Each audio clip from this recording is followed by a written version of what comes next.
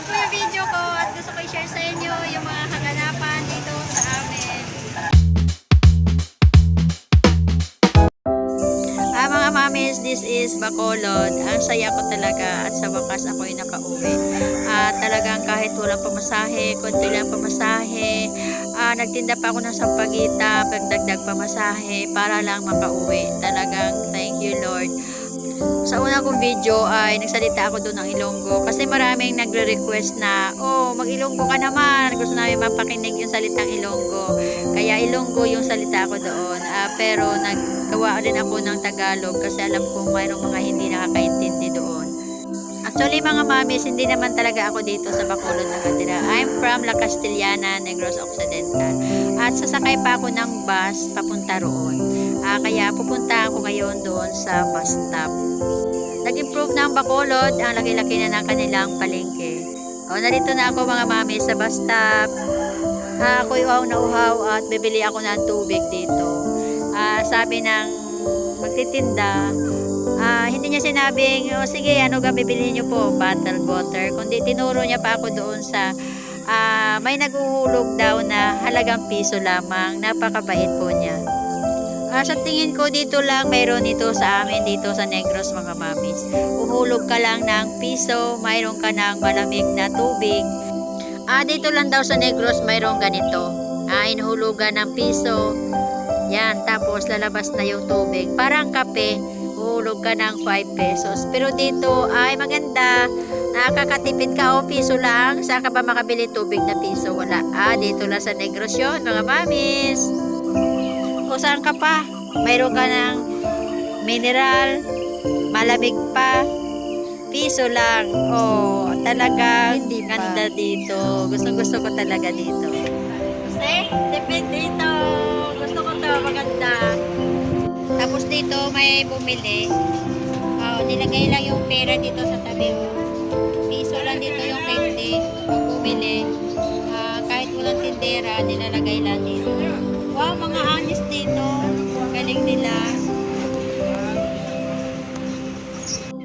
Ito yung bus sa amin mga mamis. Maliit lang siya pero maganda. Mayroon ding may aircon, mayroong wala. At alam nyo po ba mga mamis, hindi dito nagtitikit ang konduktor. Nagtulog-tulugan ako dito mga mamis at talagang puyat naman talaga ako. Tinitingnan ko kung sisingilin ako o gigisingin ako ng konduktor. Pero hindi niya ako ginising hanggang sa kami ay dumating doon sa La Castellana. Kuya, dito sa wala talaga ticket pagkagapang ka mo? Ay ti, paano na biyang iban nga mga wala ga bayad? Bitindi naman lang na sa pasahero kung mabayad sa kung hindi. Binalikan ako dito ni kuya. Parang galit siya kasi kakain pa daw siya. Pasensya ka na kuya. Babayad naman ako. Hindi niya ako nakalimutan. Hindi pala siya makalimutin. Una kong pinuntahan dito yung ukay-ukayan. Kasi pagdating ko dito ay sunod na araw ay alumni na namin. Kaya tumingin ako ng mga damit dito sa ukay-ukay. Tingnan nyo naman mga mamis dito sa amin parang Divisoria. Ito si mami, nabimili siya 3 for 100. Talagang napakamura. Diyan sa Batangas, ang ukay-ukay dyan, ang short ay 100. Mayroon pa nga 150. Napakamahal. Samantalang bus lang ang sasakyan papuntang Maynila. Ay dito sasakay pa ng barko pero bakit murang-mura dito? Dito ang daming namimili. Kasi sa 100 mo, ang dami mo na mabili. 10 piso, mayroon ka ng 10 damit. Anong say nyo mga mamis? Pero parang wala pa akong nakikita ang red dress dito. Ayan 10. May 20, may 15, 35. Ang pinakamahal dito ay 50.